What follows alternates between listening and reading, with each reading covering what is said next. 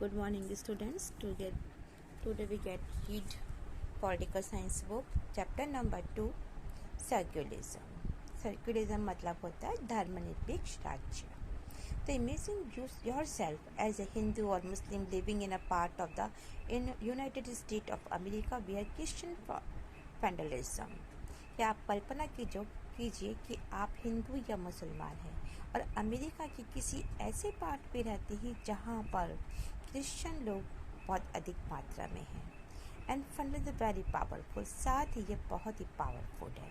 Suppose that despite being a US citizen, अब आपको कैसा महसूस होगा जबकि आप उस सिटीजन में हो जहाँ पर अधिकतर मात्रा क्रिश्चियनिटीज की है. No one is willing to rent their house to you. कोई भी आपको किराए पर मकान नहीं देता है. तो how would this make you feel? तो आपको कैसा महसूस होगा? Would it not a complain against this discrimination? हम यहाँ पर किसी डिस्क्रिमिनेशन के खिलाफ कोई कंप्लेन नहीं कर रहे हैं.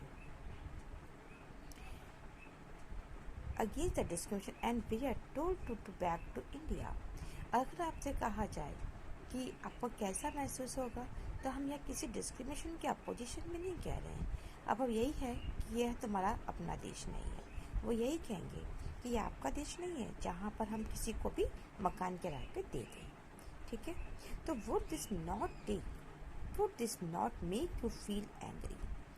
तो क्या आपको गुस्सा नहीं आएगा? Your angry could take two form. आपको बुरा दो रूप से लग सकता है. First, you might react by saying that Christians should get the same treatment in place where Hindu and Muslim are majority. अगर क्रिश्चियन ऐसा ही ट्रीटमेंट क्रिश्चियन के साथ में हो जब वो ऐसी प्लेस में रहती हो जहाँ पर हिंदू या मुस्लिम की मेजॉरिटी हो. This is a form of relation. ये वो तरीका है जहाँ पर हम रिलेशन को लेकर के बात कर रहे हैं. और you might to take the view, दूसरा वो, that there should be justice for you. कि दूसरा ये कि अगर आप एक ऐसा ही जस्टिस के लिए अपनी राय बना लें. Setting that no one should be the discrimination against on ground of their religious practice and belief.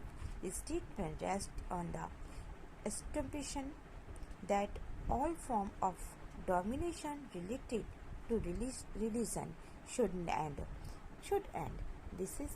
This is the essence of secularism. In this chapter, you will be read more about what this means in the Indian context.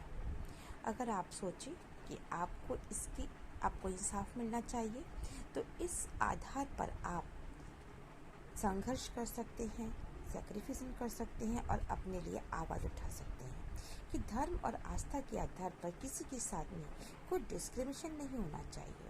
और इस सोच पर, इस मान्यता पर यह सोच आधारित है कि सेकुलरिज्म से संबंधित या रिलीजन से संबंधित किसी भी तरह का वर्चस्व या हेगेमनी समाप्त होनी चाहिए. यही रिलीजन का मूल मंत्र होता है. और इस चैप्टर में हम इसी के बारे में आगे पढ़ेंगे.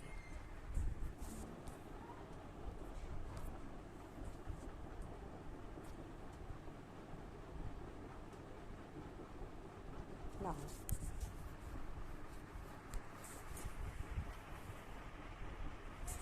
history provides us the many examples of discrimination excluding the persecutions on the ground of religion. History के अंदर हम धर्म के आधार पर डिस्क्रिमिनेशन को देख सकते हैं कि किस प्रकार से अत्याचार होता है. उसके बारे में हमें बहुत सारे ऐसे एग्जाम्पल हैं, वो देखने के लिए मिल जाते हैं. You may have read about how Jews were persecuted in Hitler Germany and how the several million were killed. कि किस प्रकार से जर्मनी में यहूदियों को किस प्रकार से अत्याचार से हिटलर ने मारा, कितने लोगों को इसके अंदर किल्ड कर दिया गया, मिलियन लोगों को इसमें किल्ड किया गया. Now how way the Jewish state of Israel treated its own Muslim and Christian minority quite badly In Saudi Arabia, non-Muslims are not allowed to build a temple, a church, etc., and nor can they gather in a public place for prayer. Now, Israel, जहाँ पर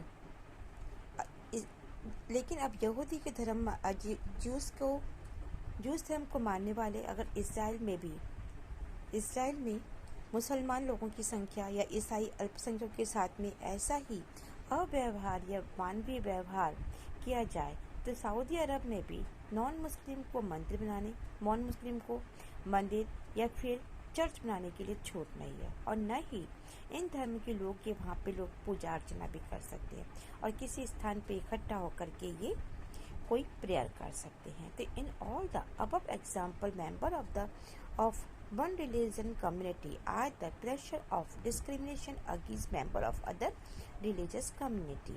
This act of discrimination take place more easily when one religion is given officially religion by the state at the expense of other religion.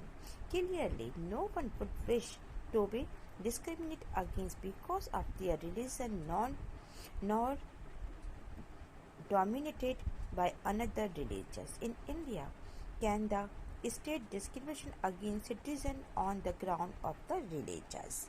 Now, इन सभी उदाहरणों से एक धर्म के लोग अन्य धार्मिक समुदाय के लोगों के साथ में भेदभाव कर रहे हैं या उनको डिस्क्रिमिनेट कर रहे हैं. तब भेदभाव या डिस्क्रिमिनेशन की ऐसी घटनाएं तब तक ज़्यादा बढ़ जाती है जब दूसरे धर्म के स्थान पर स्टेट किसी एक रिलीजन को अधिक मान्यता देता है.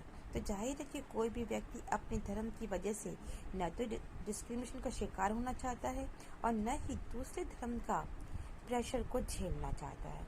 इंडिया में क्या स्टेट रिलीजन के बेस पर किसी भी सिटीजन के साथ में कोई भी भेदभाव कर सकता है.